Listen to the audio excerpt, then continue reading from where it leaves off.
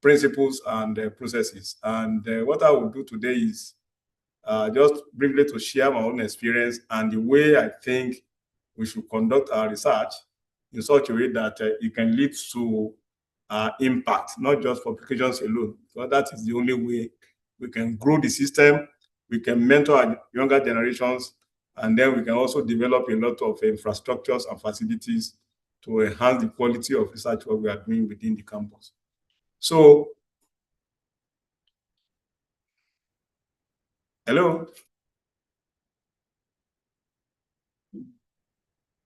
Hello? Hello, sir. We can hear you, sir. Hello, sir. Hello? Yes, sir. So can you hear me?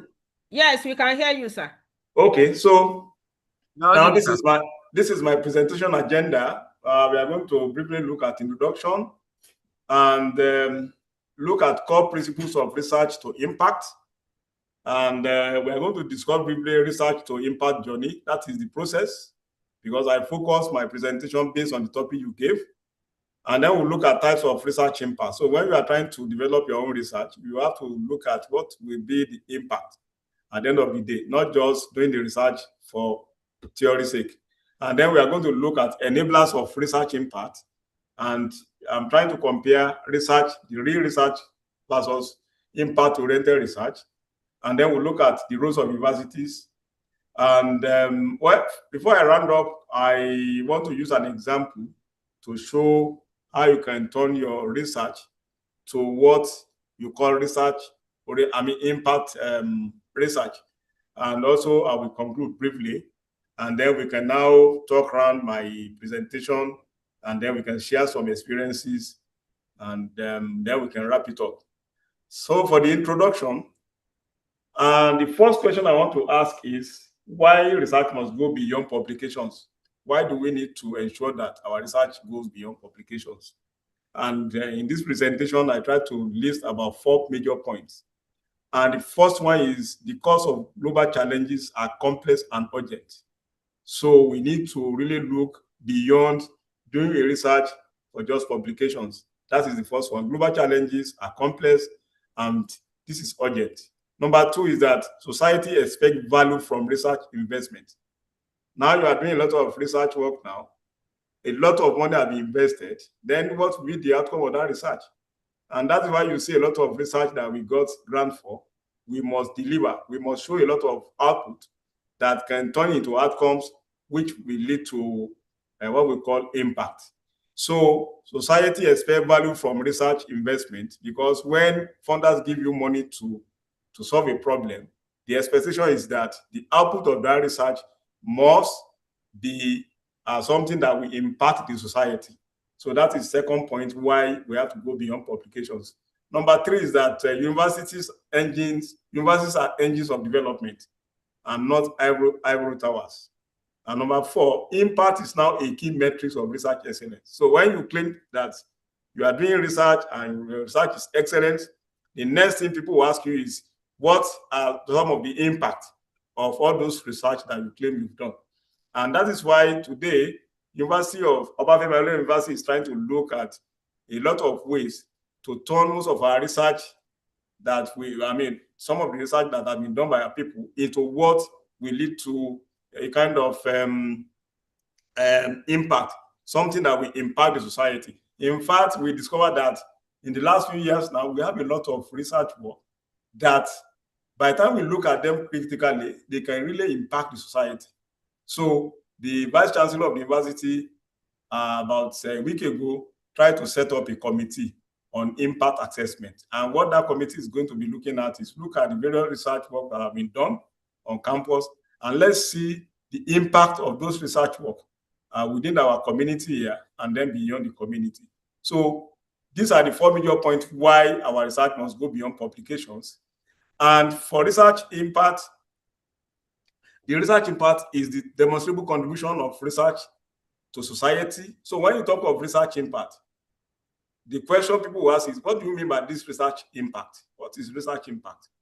And we are saying that research impact is the demonstrable contribution of research to 1, the society, number 2, to the economy, number 3, to policy and governance, Number 4, to industry and innovations. And the last one is to the environment and sustainability.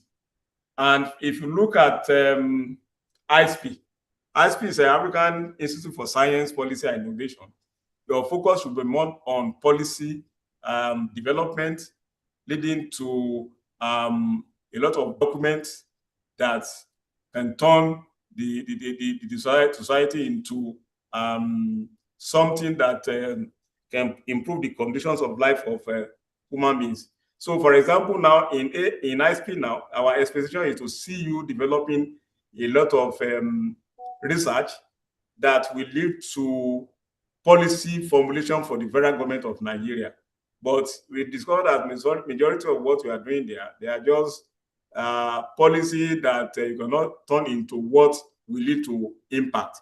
And that's why I think this topic is very key and is very germane, so that by the time we are able to complete this lecture, when we go back to our research work, we should be focusing on research that will impact the society, research that will impact the economy, research that can be turned into policy and governance, and research that can be used by the industry, and also that leads to what we call innovation and also sustainability. Now, for this presentation, I'm giving a formula to impact. When you talk of impact, for you to have impact in anything, number 1, there must be research. Number 2, it must be relevant, and then it must be adopted. So these 3 must be combined together to form the impact. Number 1, you provide a solution. That solution must be relevant. And then number 3 is that once it is relevant, it should also be adopted. And that is why those 3 elements are very, very key. So if you remove one of them, you cannot get any impact. So for impact, you solve a problem, and then that problem must be relevant, and then it must be adopted. So if you solve a problem and it's relevant and it's not adopted, then there's no impact in what you are trying to do. So that's just a summary of research impact. You conduct a research, that research must be relevant, and it must be adopted. So once you have these 3, number 1, it will improve the society, it will improve our economy, it will come up with new policy to support government activities, and also it will also assist the industry and also provide a lot of innovations and sustainability to the environment. So now, what are the core principles of research to impact? I try to identify about 6 or 7 core principles of research to impact. Number 1 is relevance and problem orientation. That is number 1. Research should address clearly defined societal, economic, environmental, or policy challenges. That is number 1. It should address clearly defined societal, economic, environmental, or policy challenges. Challenges in the area of society, challenges in the area of economy, challenges in the area of environmental, or challenges in the area of policy. For example, ISP now, you focus more on policy development. So your research must be able to address challenges in the area of so many policies being adopted by the federal government of Nigeria. That is one area in terms of the core principles of research to impact. Number 2, the stakeholders engagement. That is, we talk of end users like the industry, like the government, communities, and civil society should be involved from problem identification through implementation. And this is one of the major problems we are facing within our university system. Now you have a professor trying to supervise a student that is undergoing his or her PhD program, and then the 2 of them just sit down in their research lab, try to formulate a problem, and then they want to provide solution to that problem. But eventually, by the time they are trying to develop that problem, propose model to solve the problem, the end users were not carried along. So, and eventually, by the time you have the solutions, the end user will not be happy to say, in fact, most of them will say, well, we don't even need your solution because it's not even relevant to what we are trying to do. So stakeholders engagement is another core principles of research to impact. If you want to get a research to impact the society, you must engage with the users. The users are the industry, government, communities, and civil society. So that's number 2. Number 3, we talk of interdisciplinary and collaboration. This is very key. You cannot sit down in a room and say you want to do the research work. You have to collaborate with colleagues. For example, in ISP, you can collaborate with some of our colleagues from other departments in the Faculty of Technology or even outside the Faculty of Technology, so that you can come up with a solution that will impact the society. So number 3 is interdisciplinary and collaboration. The 4th one is ethical responsibility and inclusiveness. That is, research must uphold ethical standards, equity, and social responsibility. Number 4 is quality and rigor. Impact is built on credible, methodologically sound research. And the next one is sustainability and scalability. Outcomes should be capable of long-term adoption and scaling. And then you can see this one from the example of the project we've already implemented on campus. Because in any research that you are doing that you feel it should impact society, sustainability is very key. So once you're able to sustain what you are trying to do, then you can now talk of, you can now claim that you have already impacted the society. So sustainability and scalability. You may start very small and then you scale it up. And that is what we call impact. So if you're able to do a research that is sustained, even self-sustained, then you've already impacted the community. So for example, look at the World Bank project that we are doing here. We started very small, and then we're able to bring in a lot of sustainability that impact the environment. And then eventually the founders were very happy to say, this is an impact-oriented project. They came up again to give us additional funding, and then we're able to manage the fund very well. We got a lot of results that impact the society in terms of economy. For example, we are able to create a lot of jobs based on what we are trying to do. We are enabled to build a lot of sustainability, a lot of skills among the students. And this one leads to what we call job creations, wealth creations, and skill development among our students. Of recent, when the Minister of Communication came to campus, we were able to showcase about 7 of these students to the Honorable Minister of Communications.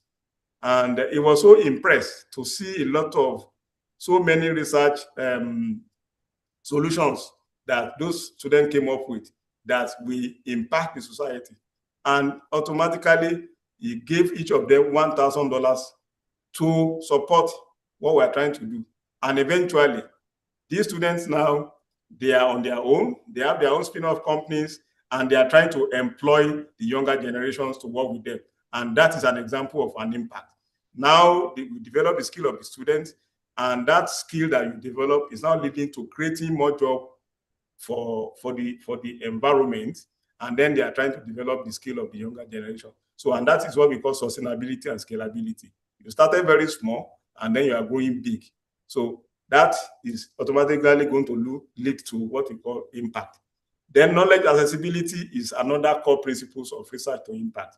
And in terms of knowledge accessibility, we are talking of findings should be communicated in form of usable by non-academic audiences, like policy briefs, prototypes, and guidelines. For example, ISP should be able to come up with a lot of policy reports that will be very useful to the federal government of Nigeria, rather than just doing some research work and then you put the result in the shelf there.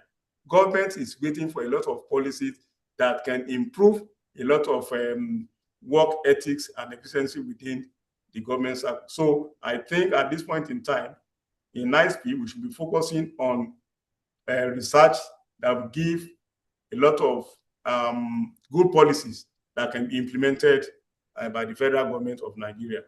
So the research to impact journey, that is this, we are talking of the process. When you are talking about research to impact, we want to look at the process that allows you to start your research and to lead to what we call the impact.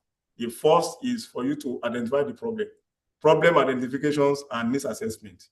That is, there is need for you to identify real-world problems through engagement with stakeholders.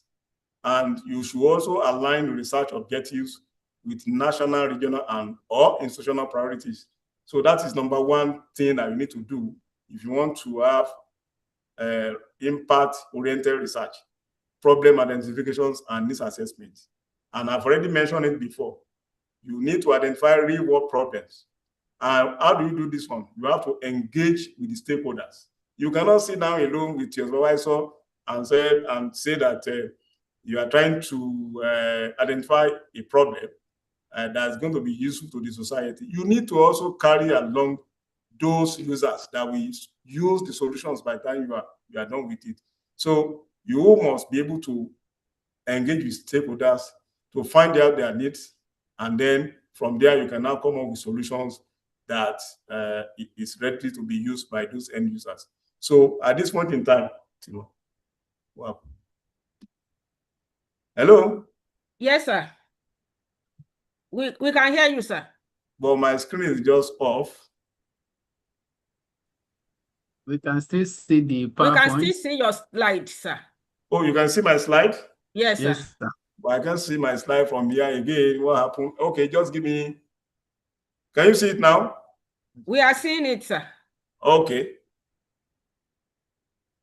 So so sorry for that. I think it was just like a technology. I don't know, but at least I'm back now. So the first one is problem identification, which I've already explained. Problem identification and needs assessment. That is number one. Then you look at research design and funding alignment. That is, you need to co-create research questions with users.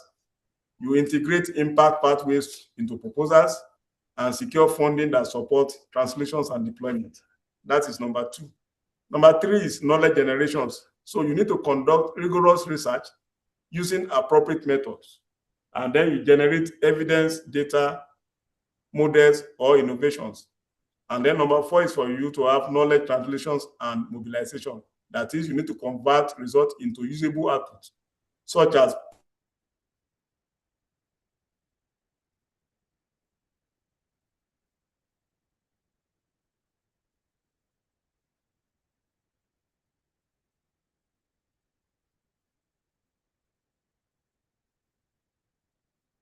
for some of our colleagues in technology, we are looking at products, prototypes that can be commercialized eventually by our partners in the industries. Then training materials and curricula. I mean, you develop, some solutions that can be used as training materials and also that can be used as curricula for our students. And then use appropriate communication channels to also do all these knowledge translations. There are so many communication channels you can use to deliver these knowledge translations. Then the next thing is for you to adoption and implementation. So at this point in time, you need to partner with the industry, you need to partner with government or communities, pilot solutions in real-world settings, and capacity building for users. So in fact, what we are even doing within our own project arena here is for us to partner with the industry. And also we are looking at partnering with government and communities to solve a lot of problems that can be useful for the society, and is also leading to capacity building for users. For example, most of the products we are developing here, indirectly, we are training a lot of our younger students to also continue to come up with all those skills that they can use to build other solutions in the nearest futures. Then number 6 is for you to scaling and institutionalization. That is, you have to expand successful pilots. Now you develop a small product, then you can commercialize it, and then you can now expand it in the nearest futures. I will give you an example of a simple solution that we developed now. And I think at the end of the day, by the time we are able to commercialize it, it's going to become something that can be used throughout the world, right from OAU to the entire Osun state, then to entire Nigeria, and then to entire Africa, and then to the entire world. So I will give you an example of that, and I will tell you the reason why we are trying to do that. So the research to impact must be research that you can scale, and then it can be institutionalized.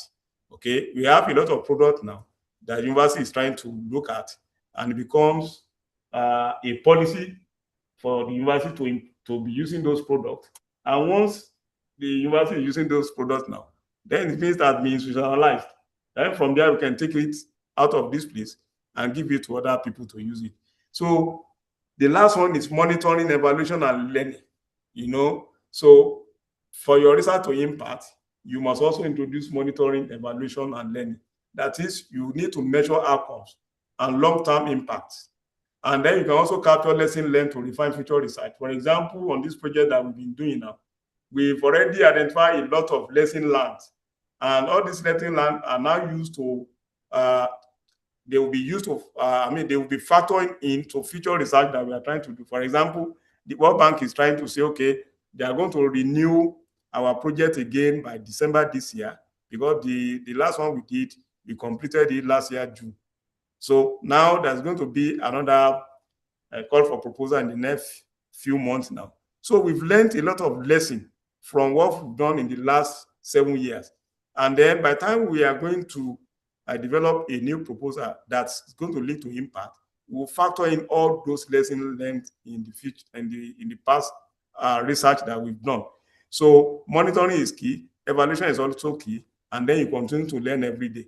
Even as I speak to you today, I'm still learning. I have to also interact with a lot of people to also tap into their own experiences and add value to what I have. So these are some of the steps for you to have an impact-oriented research.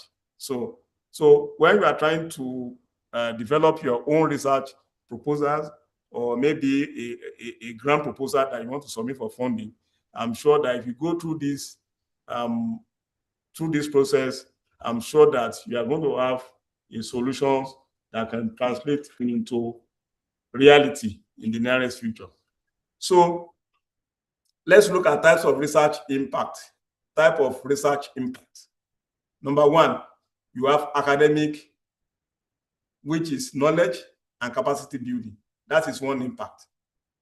Okay, academic impact, policy impact, economic impact, social impact, and environmental to sustainability impact. So when you are developing your research proposal and then you are looking at solutions, some of these solutions can lead to academic impact in the area of knowledge development and also capacity building. That is training. And I mentioned that. Number two is policy. That is, you are coming out with laws and regulations that can support the activities of the federal government. You are developing some research that can lead to impact in the area of economic growth. That is job creation and innovation. Job creation, wealth creations, innovation, and so on and so forth.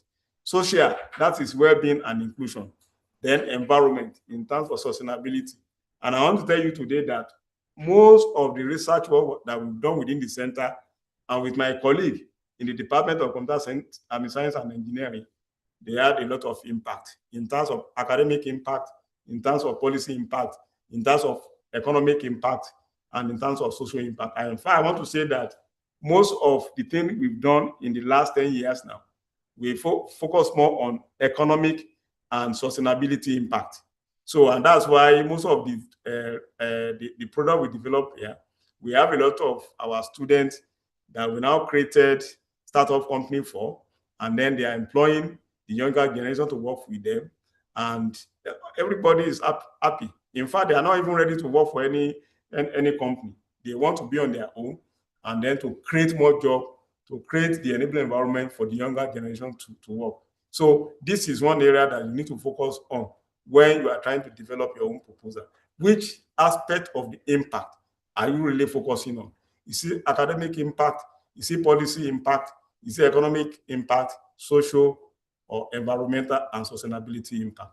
So please, when you are developing it, try and look at the solutions and the impact you are trying to create. If not, you cannot claim that you are doing excellently in your research. When you are saying you are doing excellently in your research, people will ask you, what impact have you contributed in the last 20 years? Yes, you have about 70 publications.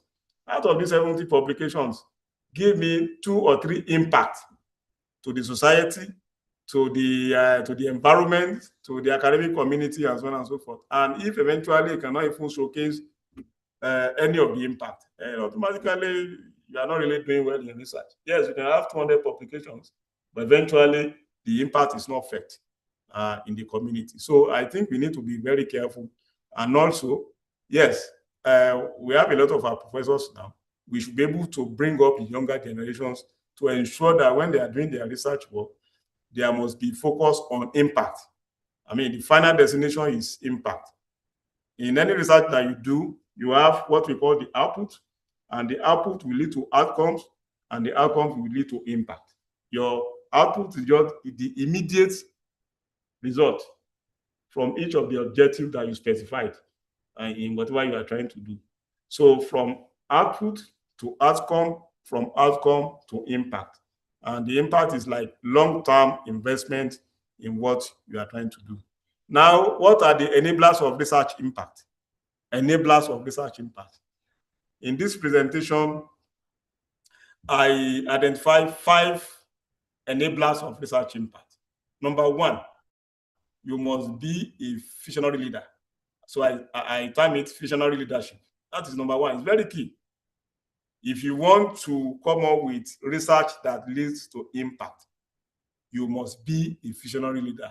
So as from today, please try to see or try to learn how to be a visionary leader. And it's very simple and straightforward. Number 2, there must be institutional support structures. That is number 2. For example, all this project that Dr. Awole mentioned, that we've done in the last how many years now, 10 or 15 years now. I want to say that if we don't have support from the university, forget about it. It will not work.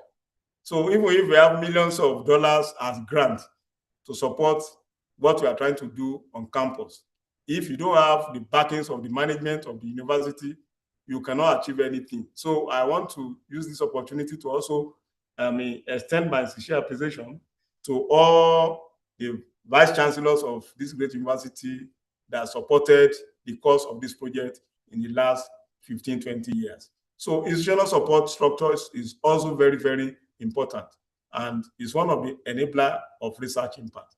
Innovation and technology transfer offices. This one is also very key, and I'm happy that at Obafemi Awolowo University we have that office now under Central Office of Research. We have the IPPTO, Intellectual Property and Technology Transfer Office, and that office is doing very, very, very well. So that's another enabler of research impact. Incentives for impact. That is very, very key. Now you develop your proposal and it's leading to impact. Honestly, by the time you're able to do that, a lot of incentives can come out of that, and then you'll be able to do more. Strong partnerships, that's another. In fact, this one is one of the key areas. And then you will see an example of a project that we are doing now that allows us to partner with a company. And eventually, if we're able to succeed in that, in the commercialization of that product, I'm sure that it's going to be another history for Obafemi Awolowo University Ile-Ife. So strong partnership is another area that enables research impact. Without partnership, we cannot do anything.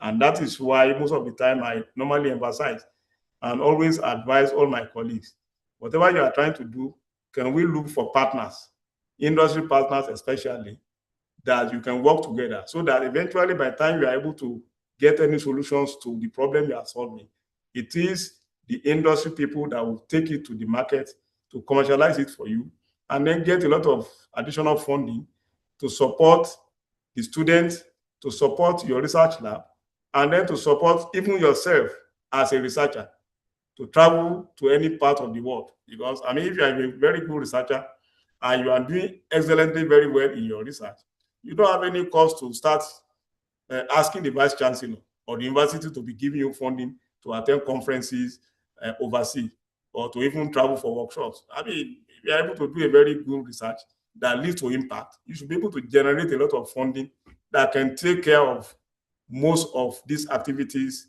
that we normally complain of. So these 5 items are the enablers of research impact. So you consider all these 5 items if you want to ensure that you want to do a research that leads to impact. Visionary leadership, support from the institutions, innovation and technology transfer of fees, incentives for impact, and also strong partnership. Now, In this presentation, I try to compare research and impact-oriented research. So you can see the difference between the two. In the first one, you have for traditional research that we are used to, is knowledge-driven. It's knowledge-driven. However, for the impact-oriented research, it is problem-driven. Problem-driven. Okay? 2, traditional research ends with publications. However, impact-oriented research ends with applications. And I want to tell you today that most of the research that we've been doing in the last 5-6 years, it ends with applications that we are also working towards commercializing. So that is impact-oriented research. But majority of the research work that we've done on campus ends with publications, which is our traditional research. But we are saying that it is high time we change from traditional research to impact-oriented research that leads to multiple stakeholders. Okay? For traditional research, it is only academic audience. So by the time you finish your PhD, you invite the examiners, you want to do your seminar, you invite all the students. It's still within the academic audience. Okay? But for impact-oriented research, by the time you want to do your seminar, you invite multiple stakeholders, government participations, industry participations, community participations, and also the academic audience participation. So we call these ones multi-stakeholders participation. Then the last one is short-term output. For traditional research, the output is short-term. But for impact-oriented research, the output is long-term outcomes. So please take note of the difference between the two. So if you are looking for impact-oriented research, then it means you must have solutions that are long-term in terms of outcomes. But if you are talking of traditional research, then it's just a short term, maybe within some period, that's the end. But you have a solutions that in the next 20 years, it continues to generate a lot of employment for people. That is long-term solutions. And I will give you an example of what we are trying to do in our research lab. So I'll discuss that, and then maybe you can use that experience to also look at what we need to do. So now for the research to impact, what is the role of universities in Nigeria? Number one, university is a knowledge creator. Knowledge creators, that's number one. It's also innovation ops. It's also policy advisor. For example, now, if you look at OAU now, we are creating a lot of innovation ops now. By this time next month, or maybe end of February, I'm sure that the university is going to commission the innovation hub donated by the National Information Technology Development Agency of Nigeria, NIDA, through the wife of the president of the Federal Republic of Nigeria, Senator Oluremi Tinubu, who facilitated that project. And that environment is going to be an hub where we can train a lot of our younger generations in the area of certifications, irrespective of your areas of specialization. The center is going to take care of a lot of certifications. Policies advisors, that is another role of universities. Community development partners, and also universities as the drivers of national development. In fact, this is one of the roles of the university. We should be able to develop a lot of products that will lead to improved economy, that will lead to national development, and a lot of other positive support for the country. So in this presentation too, I identify about 5 different roles that university play by the time you are talking of research to impact. So maybe by the time we are discussing, you may want to also suggest a few other roles that the university play in this aspect. But for this presentation, I try to identify 5 different roles of universities. And then research to impact. I'm trying to use this one as a case study. Grade theory exams automatically. Now we have a center of excellence here, and then within the center of excellence we have about 7 or 8 different research groups focusing on different areas. We have the cybersecurity group, we have the robotic groups, we have the AI group. We have a group that is working in collaboration with the Faculty of Agriculture in the area of textile. Okay.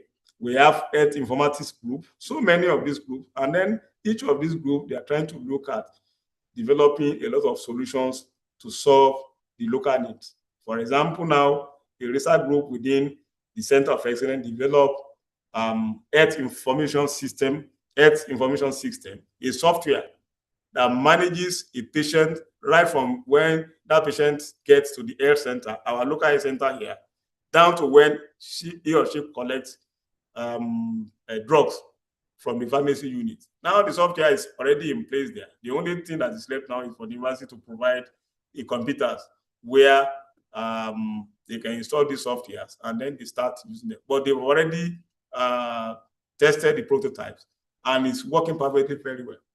However, we have another group because we identified that there is a problem in the university system, especially at Obafemi Awolowo University, where you have about 10,000 students that will sit down for an exam, to write an exam. For example, let's say Chemistry 101, you have about 6,000 students this semester, this session, that register for Chemistry 101. Now, and they will sit down and write theory. So by the time they finish the exam, the next stage is for them to do what? For the lecturers to mark. Now you have about 10 lecturers marking about 6,000 scripts. And you discover that most of these lecturers will spend 2 months, 3 months marking the same script, 6,000 scripts for just one course. And then the lecturer may be having about 3, 4, or 5 courses to handle in a semester. So eventually, what happened? A lot of time is wasted. So rather than if you spending 2 hours just to mark a script of 2,000, you spend another 3 or 4 months struggling to grade just one course in a semester. This one will lead to a lot of delay in terms of release of student results. No, that's number one. Number two, it's still also going to affect the lecturers. You will not be able to do your research work because you still have a lot of other responsibility you are doing in the university. So now we have a partner. Our partner from the industry just approach us and say, Prof, you are the leader of this group. Is it possible for you to help us develop a software that can mark theory, any exam that is theory-based, that can mark theory-based, so that it will remove the problem of a lecturer sitting down for 3 months marking theory, and then they can concentrate on some other things. That is an impact. Now you are spending 7 hours or 3 months to mark some scripts, and then you now have a solution that can mark it within 2 hours. Then, so you have enough time to do a lot of other things that can impact your own society, your own life, and also impact the community. So we set up a small group comprising of some professors within the department and also some of our research students. And then the student came up with a software that can grade theory exams. We are not talking of CBT now automatically. And we tested this software with a lot of our courses in computer science and engineering. We tested it with some courses in some other departments in the university. And the accuracy is 99%. It's 99%. And then the time saved is about 90%. And I want to say that that software can grade multiple scripts at the same time. Over 2,000, 3,000 scripts can be graded at the same time. And then, so the company was so happy. And then the company is now the one that is now assisting us to commercialize this product. Now the company is already approaching WAEC, West African Examination Council. And WAEC is already interested in this product so that they can use it to mark some of these essay type questions, English, mathematics, even chemistry, be it any exams.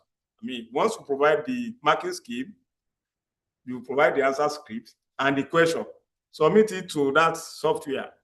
Within few seconds, the result is out. We tested it. We compare it with the manual script, manual, the script mark manually with with the software. In fact, the one with our software even perform better. And eventually, this product is going out of the university, okay, to be commercialized by the industry, our partner. And by the time you know what is happening, it is already adopted in Nigeria. And before you know it, it goes to West Africa. Before you know it, it's all over the world.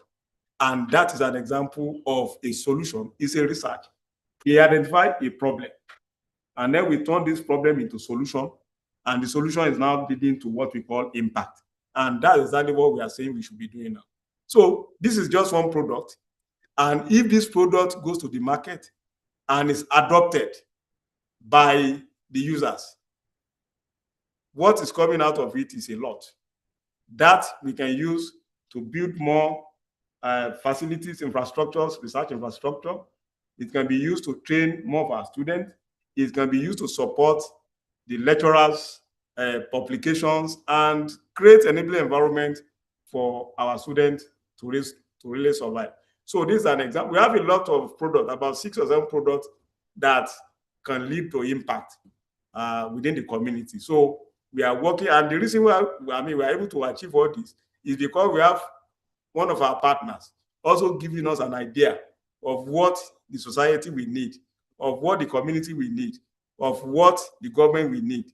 So on the basis of what they are giving to us, we have the group of researchers within the campus that can sit down and turn their requests into solutions, and their own is to come back and package everything and go for commercialization, which is even beyond. In fact, from there, you can even write your own MSc or PhD thesis. You can do your publications, and then the next is also for you to have something that can be commercialized. So it's like 3 in 1 if you are doing research to impact. Unlike the traditional research where it's just one. You have your thesis and publications, but research to impact, there is the thesis, so you get your degree, you have your publications, and then you have a product that can be turned into that can be converted to funding that can support what we are trying to do. So this is an example. So what I'm just advising is that in anything we are trying to do now, we should be thinking of not just traditional research, but let's look at what can impact the society. So think of a problem that the student will solve. Number 1, it will produce the thesis. Number 2, you can do some publications. And number 3, it can still go for commercialization. And that's why we have the Central Office of Research here. They have all the necessary facilities that will allow your product or your research result to be patented. At least we have about 67 to 70 patents within the universities now. So the unit is there. They can assist you to do all those things. And once you're able to do that, then you go for commercialization. But before you can do all those things, it's better for you to have your partners. You work together. You do a kind of stakeholders engagement, and then you can come up with a robust product that can go to the market.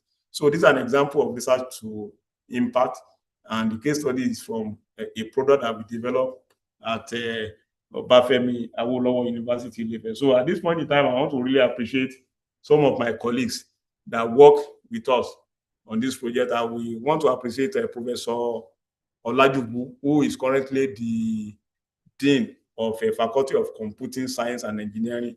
I also appreciate Professor Akinyemi, who also worked with us. And then I will appreciate one of my colleagues at Technical University of Oyo State Technical University, Ibadan, there, Dr. Jet. He also really worked with us. And that's what we call partnership. So we are not limited our partners to OAU alone. We got somebody from TechU, and then some of us from OAU. And then SIDMAC is a company in Lagos, well-known company in Lagos, who is also interested in working with our team to develop various products. So in fact, they are the one trying to pioneer the commercialization of this software in Lagos and also beyond Lagos. So I want to really appreciate all of them for giving us the opportunity to work with them, because it's not easy. So in conclusion, because I'm sure that my time I've taken a lot of your time, but I'm sure that it's a very good topic that we need to really look at properly and then see how we can embrace a lot of things and then we can work together. So in conclusion, I have this key message for everybody. I'm saying that impact does not happen by accident. It is designed, managed, and sustained. And research must move from excellence to relevance. So, and that's exactly what we are doing at this center now. Within this our center now, we are moving from excellent to relevant. Do something that's going to be relevant and also going to be useful to the society. Then number 3, impact should be intentional, measurable, and sustainable. Everything we've been doing within this center, it has been intentional, it is measurable, and it is sustainable. Every researcher has a role in societal transformation. As researcher in ISP, you have a lot of roles in transforming our society.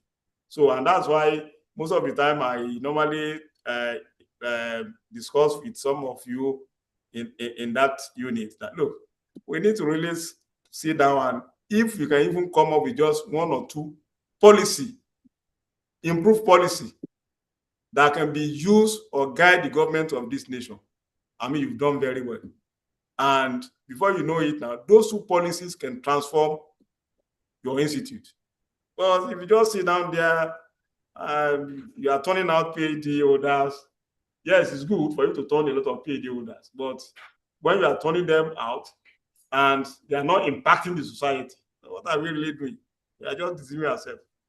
So that's why I continue to emphasize that role for your unit. Now, on this project alone, we've turned out a lot of students that are even not from Nigeria. They are from outside this country. And do you know that some of them develop a lot of products? Some of them, they are now staff in our new faculty. Now, we can now boast of having international, and we have foreign staff within the faculty now. That's an impact. Because by the time the people ranking will come and say, oh, hey, how many staff do you have as foreigners? At least in computing science and engineering, we can claim we have about 4 foreigners now in our faculty. And as a result of this project that we done, because the condition, we must train students from the outside from outside Nigeria. So we don't have a choice. So we went out there and we brought in about 37 of these students from different countries outside Nigeria. They finished the MSc, they came back, about 14 of them came back, and 7 of them successfully defended their PhD. And some of them are with us now as lecturers, and they're really doing well. So we need to look at that. So for Nigeria's development, research must move from excellence to relevance and impact. And when Nigerian universities solve Nigerian problems, research truly matters. So on this note, I think I want to stop, and then we can interact. Maybe there will be some ideas you want to inject, or maybe you want to ask some questions, and then we can call it a day. But let me say on behalf of the management, I want to really appreciate the director of ISP and the entire members of that institute. Now I can see that there's going to be a lot of changes now. In fact, when the director called me and said, yes, they've set up a committee to be doing this and that, this is the way to go. We don't need to start fighting each other. We are here to work. Everybody will retire one day and go. So why can't we just work together to move the university to the next level? So on this note, on behalf of the Vice Chancellor, let me again appreciate the director of the institute and also all the professors in that institute and all the academic staff within that institute for agreeing to start organizing this kind of lectures. And we expect you to do more than this, so that eventually in the next 1 year, you can also move from that your base to the next level. So on this note, director and the entire members of the community that joined this presentation, I want to say a big thank to you, and also I'll wait questions and other contributions, because this is just my own idea And we need to really, this is an academic environment. You can also criticize and ask questions and have your own idea to become a very solid document. So once again, thank you for listening. And I really appreciate giving me the opportunity to talk to all of you. Thank you so much, Director. Thank you very much, sir. We really appreciate you. And we are taking note of all you have said. We are going to work on them. We want to allow our presenter to rest for 1 or 2 minutes before we start the Q&A.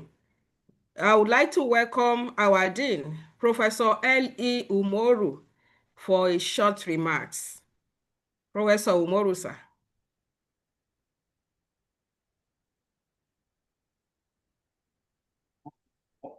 Okay.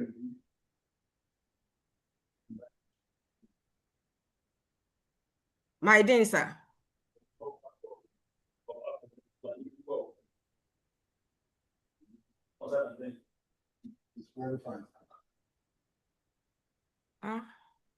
We can't hear you well, sir.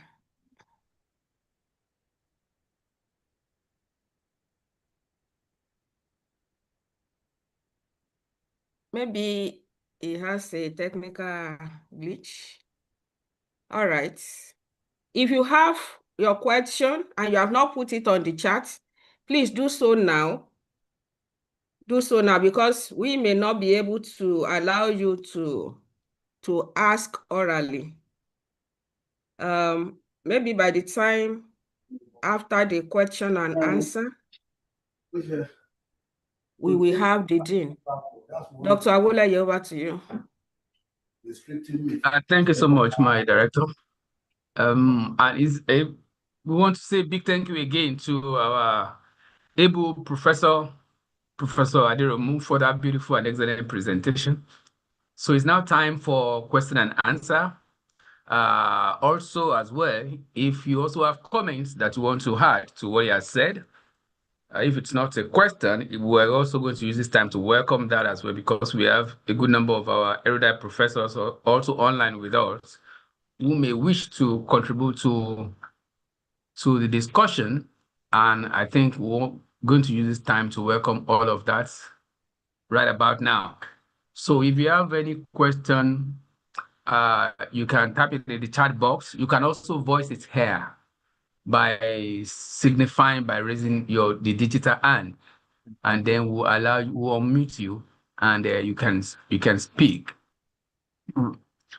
So do we have anyone who may wish to ask 1 or 2 questions, or you want to add to the conversation on research impact? This is the best time for you to push that out. While we're waiting for Professor Umoru to get online, as soon as he's ready, we'll allow him to do that. But then it's Q&A session right about now. Okay, so while we're waiting for others that may want to say 1 or 2 things or ask questions, I think I have 1 or 2 questions on the chat box. And the first one is from Dr. Caleb Adilowo. He wants to know, to what degree is multi and interdisciplinary important to impact? How about science communication for impact? Thanks, Prof. Prof, sir, we like to be taking the questions one by one. I think it's better that way. Or do you want us to just read out all the questions and then you can attend to them? Well, I can just attend to this one straight away. You cannot do research alone. Nowadays, we talk of interdisciplinary research. Reason being that you are talking about innovation. So by the time you want to write any proposal, what the founder will be looking at is what is innovation, what you are trying to do. And you cannot talk of innovation without doing interdisciplinary research or multidisciplinary research. So if you are talking of innovation, your research must be multidisciplinary or interdisciplinary, because you need to engage, you need to come together as a team from different disciplines. And that is why you see that if you've ever applied for TED Fund, if your research is not multidisciplinary, it's likely that you will not get the fund, because that fund is looking for innovation that will impact the society, the national society. So interdisciplinary is very key now. And that's why we encourage that it's better that we go interdisciplinary, because the research is going to be innovative. But if not, that we know innovation and what we are doing, and then your research will end with publications alone, and then it will be your shelf, and then you'll be complaining to government that you don't have funds to support your research lab, you don't have funds to do A, B, C, D, and then you remain at that point. So I still want to encourage that we continue with interdisciplinary, multidisciplinary research, so that we can be coming up with a lot of innovative products that can be commercialized and eventually bring a lot of funding back to our labs to support our students, and also to provide more infrastructure for research in the university. Thank you. Thank you so much, sir, for that beautiful response. Let's go to the second question. And the second question is from Gladys Eyindola. And she is asking a question about, she's saying, as a research impact practitioner, how can early researchers effectively create linkages, and what skills enable collaboration with industry experts? Thank you. As early researcher, you can't do it alone, and that's why you have to have a mentor. You must have a mentor that can work with you and link you up with the industry.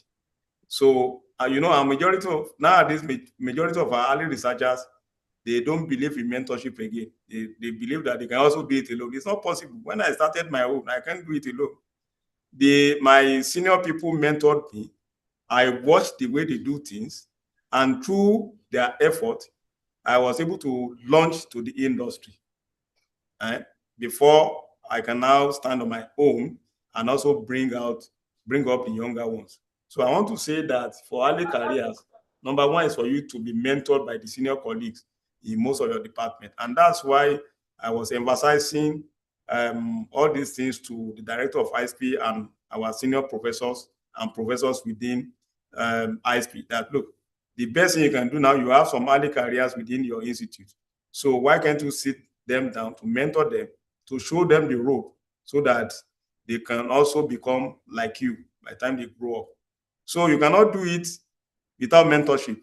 So you need a mentor to really mentor you, to some extent, before you can launch yourself out. Even if you are very brilliant, you need somebody to mentor you, to show you the rope. For example, now when I was coming up, yes, I had some of my senior colleagues that are putting their best to mentor me. But I had an opportunity to travel out of this country in 1998, and I got to South Korea, and I was attached to a professor. That was when I got a lot of openings. He was able to give me a lot of ideas that I was able to work on, and after 1 year, I was exposed. So I want to say that without that man, I'm not too sure I will have that opportunity to be exposed. So within that 1 year, I was exposed. And when I came back, I began to implement that model in Nigeria by bringing up the early career researchers in my own unit. And I mentored them for like 1-2 years. And then they are able to now bring up the younger ones under them. So that's the only way you can do it as an early career. Identify your senior that will mentor you, at least for 1 year or 2 years. Then you can kickstart whatever you want to do. And then another thing now, as early career too, try and see whether you can be attending a lot of conferences and workshops. That will give you an opportunity to do a lot of networking. So when you attend conferences and workshops, you get a lot of colleagues from the industry, from government, and then you can be interacting with them. They will just throw up some questions. Dr. You are in ISP, and I have this major problem I want to solve. Is it possible for you to really solve it for us? Then you can even, if you cannot even solve it, you can even take it back and say, okay, we are going to look at it. Take it back to ISP. Call your colleagues. This is a problem from the industry. Can we do something about it? Yes. And then before you know it, you're already on the way. So that's the way to do it. Thank you. Dr. Awoleye. Hello? Hello, Dr. Awolaye. All right. Hello? All right. Okay. Hello, Prof. Okay, I hear you better. We are waiting for you. We are waiting for you. So Okay. I hope I've answered that question. Very well, sir. Very well. Very well. Thank you so much. I think we have one or two more questions in the chat box. But Okay. I think before then, while we're I think I don't know if there's anyone who wants to voice its speak straight away to the microphone regarding some of the questions or comments you'd like to pass. But while we are doing that, I think I saw Professor Hussaini the other time. I no longer see him. I don't know whether he's still around here. We want to welcome you. Thank you for coming, sir. I also saw Professor Ayenlade. Thank you for coming. Please be warming up for 1 or 2 minutes to just chip in something in this conversation. Professor Ayenlade would like you to do that for us. I think we also have Professor Oluwale on board. Thank you for coming. We have Professor Jegede as well. And at some point, I saw Professor Binio. I can't see her again. I don't know if you are still here. Thank you for coming, and a good number of other professors and colleagues on board. Thank you. So I'm going to quickly go to other questions that I have in the chat box now. Okay. So Professor Yusufu too, thank you. Thank you for coming, sir. Thank you. God bless you. Thank you for joining us on board. And Professor Joshua Oni, thank you for coming. And you also have a question in the chat box. I think I will jump straight away to your question here now in the minute. For the interdisciplinary and multi-stakeholders, impact-oriented research, can research be allowed to be conducted in 2 universities for 1 PhD degree? That's his question. That's from Professor Joshua Oni. Yes. The answer is yes. And that's why we talk of split programs. Okay. Now you register at Obafemi Awolowo University to do your PhD. However, there is a university in Germany that has a lot of facilities to expose your students. I mean, that student can travel to Germany for like 6 months, do a lot of things there, get exposed, and come back to Nigeria to come and complete. For example, that's what I did when I was doing my PhD. Actually, I went to Korea to do my PhD. I started from here and I suspended it. And I went to that place. When I got to the place, I was exposed, but I had some challenges in terms of supervision. So I came back. So when I got back to Nigeria, it doesn't take me more than one and a half years to complete it, because during that period of 1 year, I was so exposed. I got a lot of materials. But if I stay within my university without traveling anywhere, I'm sure that I may spend about 5 or 6 years to complete that PhD. So it's also allowed that, yeah, it's also allowed, because we talk of split programs where you can go to any university where they have the resources to spend like maybe 6 months or 1 year, depending on the arrangement, and then you come back home and complete your PhD. So in fact, that one will allow you to even network and get a lot of contact, even by the time you finish your PhD, and then you can get a lot of links and networks to have a lot of other research work that you can do. So it's yes. The answer is yes. Thank you, sir. Prof, thank you so much, sir. Thank you so much. We are still within the range of time that we budgeted for this event. We plan to spend 90 minutes and we still have about 15 minutes to go. So we are still very covered. We can still take a few more questions and contributions. So I think the question here also on board by Olumayowa DBC is asking a question about those that are not computer scientists. That are there opportunities for them also to collaborate on the existing projects at the Center of Excellence, especially in areas of AI and robotics, as well as IoT and a few other ones? He wants to know. And then more so as well, because it's one of our students at the institute. I believe it's also speaking for us as well. That how do we collaborate on existing projects at the Center for Excellence? Is there an opportunity for us? Is there any way by which you can come in to join on the existing projects and all of that? Thank you, sir. A lot of opportunities. Let me give you an example. A student from history came in part 1. A student from history, and he said he wants to learn data analytics. What is the difference between data analytics and history? He said he loves data analytics, and then we engage. She's a lady. We engage her, And then she was with us for 4 years. She was still doing her history program. She graduated in history. And then now she's a guru in data analytics plus the history. And then we allow her to even work with some of our students here. So now we have a data visualization project that we did for the university. We are about to launch that data visualization project now. She was one of those students that work with our team here.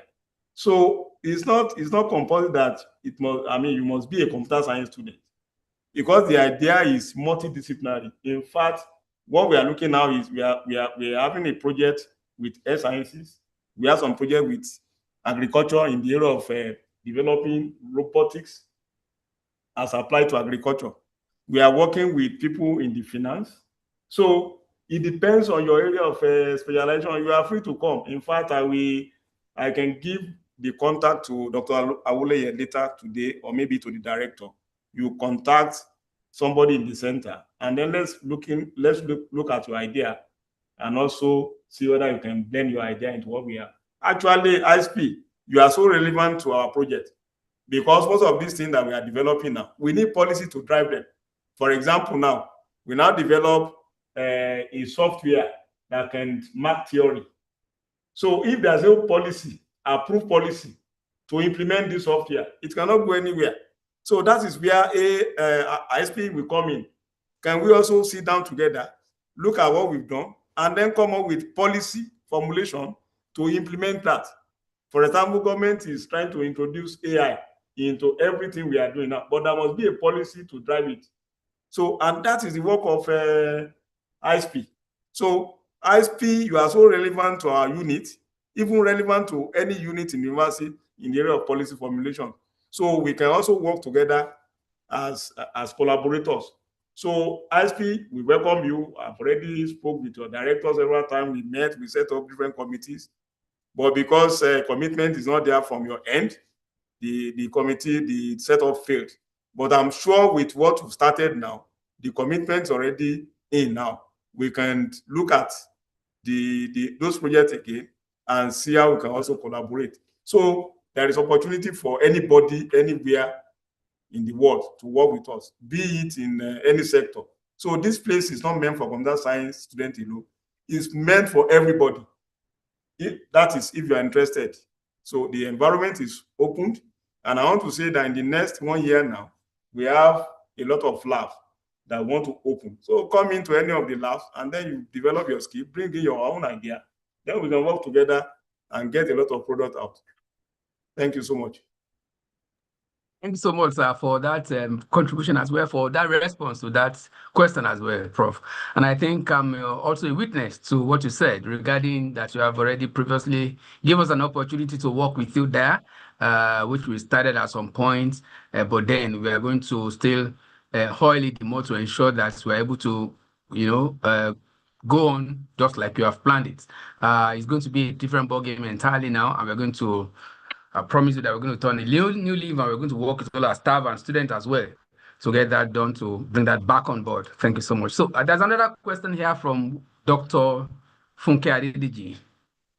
She's asking a question about the strategies in place from the university institute to really ensure that research outcomes translate to products and services and make it count. For example, why can't PhD be examined based on solutions or policy created? This ensure impact-driven research are conducted. I think she just wants to know, but why we are not pushing this forward. But I think Prof once responded to that we have IPTTO office that is responsible for taking the research from academia to the industry. I think we have that. Then I also think I have the capacity to answer the second part, which says, because there are two types of PhDs. There can be PhD with research and then PhD with coursework. Most of the time, the kind of PhD we are doing in Nigeria, in OAU, is PhD with coursework. But if it were to be PhD with research, then it will be requested of you in some climes where they have done it, requested of you to publish 3 articles. Once you have published 3 or 4 articles, you are good to go. They are not even asking you for thesis and all of that. But I think let's allow our erudites and more experienced professor to respond to your question. Thank you, sir. Prof, can you help us with that? Thank you. Well, you've answered part of the questions now, but I just want to say that you see, the university cannot just come up with a policy to say, yes, so by the time you finish your PhD, product must come out immediately. You see, for commercialization, it's not easy for you to commercialize. What we are saying now is that if, for example, you are a PhD student and then you engage with your supervisor, you are able to identify a problem. And then what we are saying now is when you identify that problem, think of a problem that later in life will impact the society by the time you solve it. And how do you do that? Engage stakeholders before you continue with that research. So that by the time you engage stakeholders, you continue with the research, you completed the research, you have what we call a prototype. You see, the prototype cannot go to the market immediately. Now, I told you of this software that we developed. Now, it's getting to 2 years now that we are pushing. So if you are saying for a PhD is supposed to be minimum of 3 years. Now you've done everything, and we are now saying condition for you to graduate is when you have a product that is now pushed to the market. It will not work because it's not easy for you to push a product to the market in 1 year, in 2 years, in 3 years. Commercialization. In fact, they can say they want to use about 2 years for market analysis. Let's see how the thing will be used in the market. Those are the companies that will take it to the market. So another 2 years, they will say, okay, it's coming up. Go and modify this. Go and do this one to it. Go and do this one. Go and do this one. Then another 3 years. So before you can get the final product get to the market for everybody to embrace it, it may take another 5 years. And by the time they embrace it, and that's why you see a lot of, you can see Microsoft Word, they will say version 10. You know, by after 1 year, they will say, oh, that version 10 is no more in vogue. There is version 12 now because they've introduced some new features into it. So it may not be easy. But what we are saying, Doc, is that by the time you are doing your PhD, think of a solution, think of a problem that when you solve it in the nearest future, it can impact the society when it's commercialized. And that's why we have this unit, as mentioned by Dr. Awoleye in his response, that we have a unit here. So once you have idea that you know eventually by the time a company take it, it can be commercialized, then you get a patent for it. So once you get a patent from it, you are covered. So at any point in time, you can commercialize it and it becomes a product. So even in abroad, they don't say it's a condition that before you get a PhD, a product must come out of it. Product is not easy the way you are talking about it. In fact, for now, what we are even doing, in fact, I'm tired of that one single product. Do you know the amount of time we spend in traveling to Lagos to meet with those companies? Those companies have spent a lot of money lobbying with people, the end users that will use it, going for meetings and so on and so forth. And they are still promising that there's no problem, Prof, everything will be okay. We've been on it for the past 1 year. So it's not easy to launch a product into the market. But once the product is launched into the market, it's fantastic. But the emphasis is that when you are doing your PhD, think of a problem that once you solve it, later in future, anybody that pick your solution, they can convert it into a product that will impact the society. So that's what we are saying. And if you are able to do a very solid research, it's very, very easy for you to publish from it. I want to say, when I was doing my PhD, before I finished my PhD, I was able to publish 14 articles from that same topic, because it was during that time that AI is just coming in vogue, mobile agent technology and so on. All these technology we are now talking of today now. Since 2001, we developed a lot of mobile agent software here that we don't even know the implication. Developing software that can move, introducing AI to do a lot of things. But now you can now see the technology. Everybody is talking AI now. They are talking of mobile agent. They are talking of so many things now. So what we are saying now is think of a problem that you know in the nearest future, it has a lot of impact.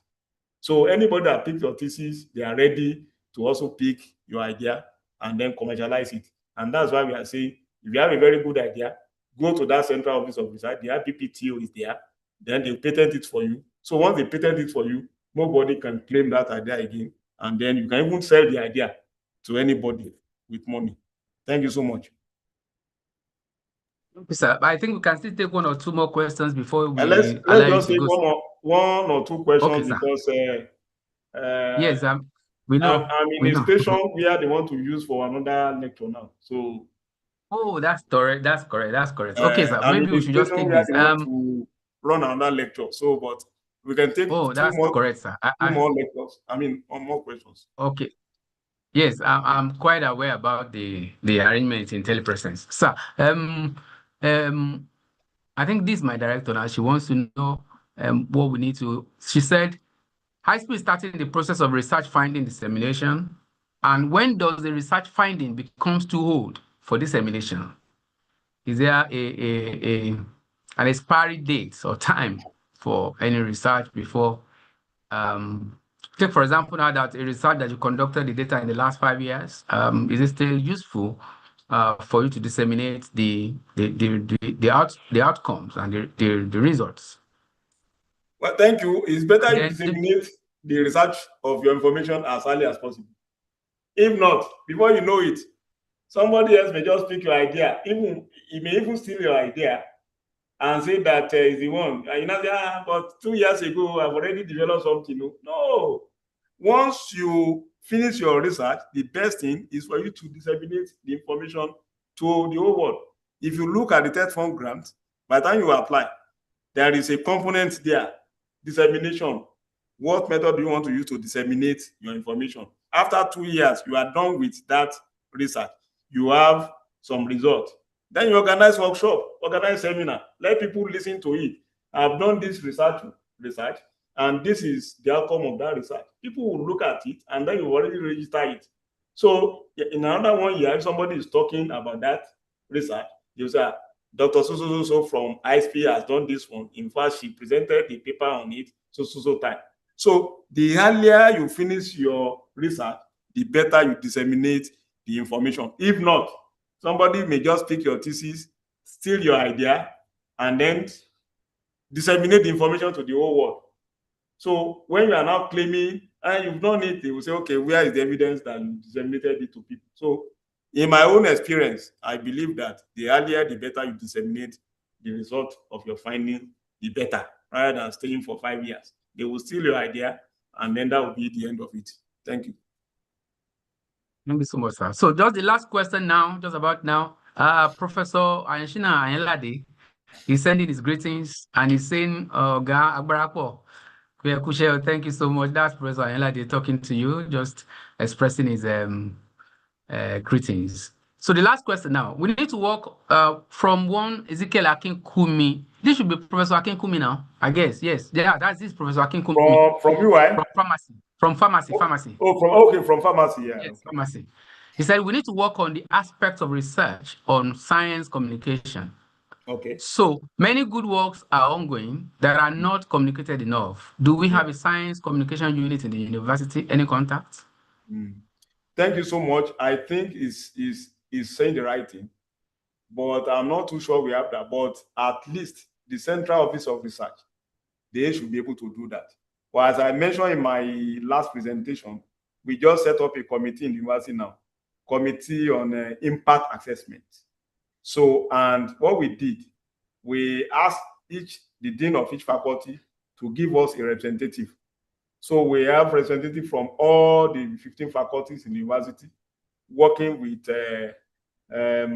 Professor Ayodeji from Faculty of Agriculture, Department of Agricultural Economics, is the chairman of that committee. And the focus is on to go through all the faculties in the university, and let's look at most of the research they've done, and let's look at how we can showcase the impact of those research to the whole world. And so by so doing, we will have covered the aspect of science communications and so on and so forth. So I will note that, and I will ensure that if we don't have a unit that is responsible for science communication, we can add it to the terms of reference of that committee, because in fact, by the time we are able to get that, it's also going to assist our ranking. The reason why we also set up that committee is to assist our ranking. People are saying, oh, it's going down. It's not that we are going down. We are not really reporting what we have. That's number one. And you cannot blame this, you cannot put this blame on the vice chancellor or the management of the university. When you go to some website, and that is why in the last 1 or 2 weeks now, where the management is interacting with all the deans or faculties. Reason being that we want to update the calendar of the university. And then we discovered that a lot of informations they are missing from the existing one. Can you believe that the dean of a particular faculty, I won't mention the name. The name of the dean of a particular faculty is the name of the dean that was there about 10 years ago. So if somebody wants to communicate with the dean of that faculty and goes to our website, he will be communicating with the former dean that was there 10 years ago. Meanwhile, the existing dean is just sitting down there. His picture is not on that platform. We are looking at the picture of another professor 10 years ago as dean of the faculty. So, and that is the problem. Go to some of the websites of our faculties. They are not updated. Old stories are there. So now the university is now planning to even organize one-day lecture for all academic staff in the university and the deans and all HODs, where we are going to look at all their websites, and then they can update it immediately, the website immediately. And also we want to really define all lecturers for them to be more visible in the whole world. So that training is going to be from February 9 to 15. So we are sending out letter to all deans of faculties and HODs by next week, so that we can also capture all those areas. So that science communication is noted, and I'm saying that I will inform the new committee that is set up by the vice chancellor. So maybe you can incorporate that into their terms of reference if the Central Office of Research is not doing that. But I'm sure there is a small unit within Central Office of Research that is also handling that. But I want to thank Prof for that question. It's noted, and then you will see a lot of implementations coming up in the next 1 or 2 months. Thank you. I think at this time, I'm going to pass on the baton to Professor Oluwale, who's going to do the next thing. Thank you, sir. Thank you so much. Thank you, Dr.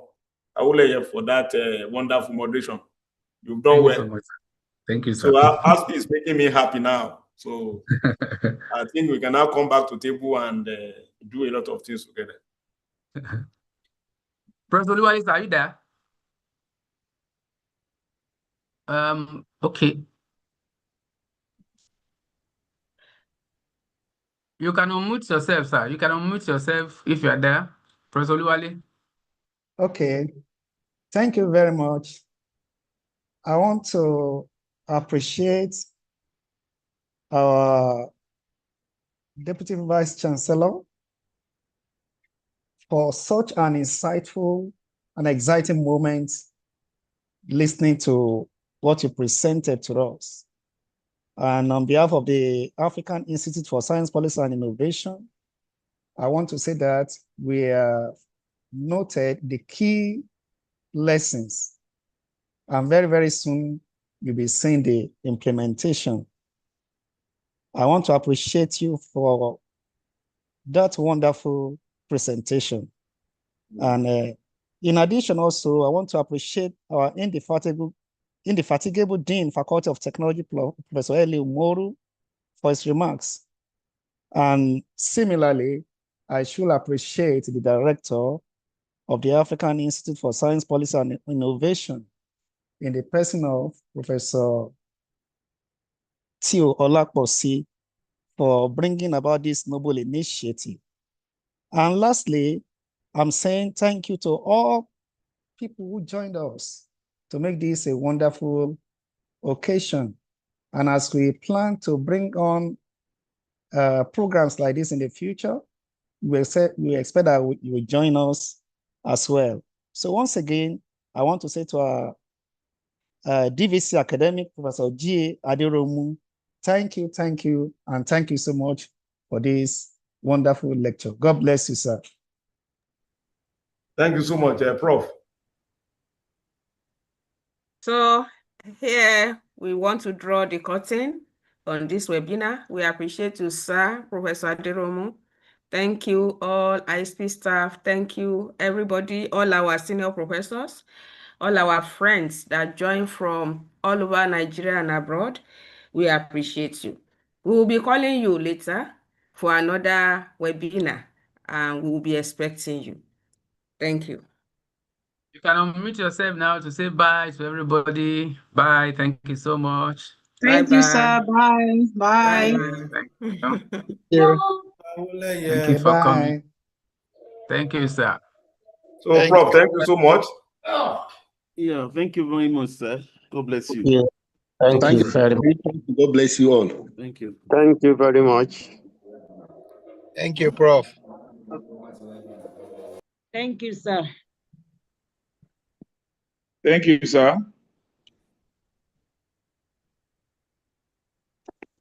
Thank you very much, sir. Thank you very Please, much, those of sir. us that are still here, let us Right. switch on our video so that we can take a picture. Please switch on your video Okay. so that we can take a picture. It didn't come to mind before. That's true. Okay. Yeah. Dr. Woleye, can you take the picture from your side? Okay. Yeah, 2 seconds. Dr. Awo. Well done, sirs. Awo. Dr. Abiodun Oyebola. Hey. Make. Oh, Make. Chief Yes, Makere. Make of Jabu. Ó kàn yẹ pé Dr. Amorapo. Woleye wọn down question mi ni. How can we collaborate with Sorry. you? Emma, anytime miss question, anytime they pay time. Sorry about that. Another time, we are coming back again. Dr. Wule, I can answer your question now. We are coming back again. Politics no ma fi down. Well done, Prof, sir. Well done, sir. From University of Ilesha, we joined Thank you. you, ma. We Oh, appreciate thank you, you, ma. ma. Thank you for coming. God bless you, ma. Yes, we will communicate you via the email, the registered Thank you. email for And we also subsequent. appreciate if you can send the recorded video to us. Yeah. Yes, sure. Yes, We'll I share the really- link with you. All right. I Thank you, gain sir. very Thank you. much. Thank you. Yes. God bless. Are we okay?